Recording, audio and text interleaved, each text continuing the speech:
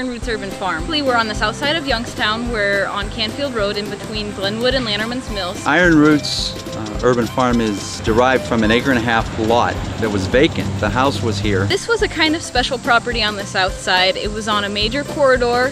It's a very large property compared to most in the city. It was probably the original farm of the neighborhood. We started actually 2 years ago when we just had a big garden over on the west side of the house. This property was a house that was very much worth saving, but it was also, it looked terrible, blighted, dead trees in the front yard, you know, it was just a terrible introduction to the south side for people coming up from other parts of the city. Last year we actually started Iron Roots, so we're actually looking to market what we were growing.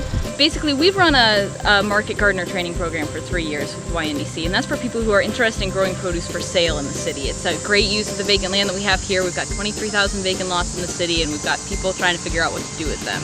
It's nice to have local food available for people in the neighborhood, things that they can't get at the corner stores. Over the summer, we had young people employed here, probably from the ages of 14 to 22. And so they were employed, they did all aspects of harvesting, weeding, going to markets, they did everything here. And we really think that's important, getting first job skills for people, especially people who grew up in the city and maybe didn't have the same opportunities, certainly not to work on a farm. Right now we are in one of our hoop houses, and we have just transitioned it over and planted new seedlings for fall crops. We use a technique known as spin, which is small plot intensive. So we grow a lot of food in a little area, and what we're trying to do is teach people in the city that they could do the same thing on a vacant lot.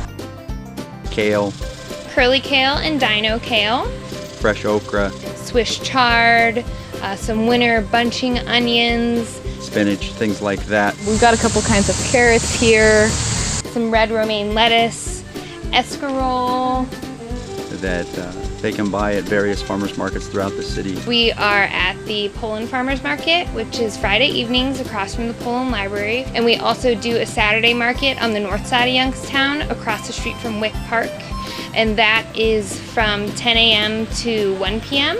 We wanted to be able to really model production, model how you could make money on a system like this, and have a place also where we could employ people growing food. Local food is very important because the sooner you can get it, the better it is for you. It's fresher, more nutritious,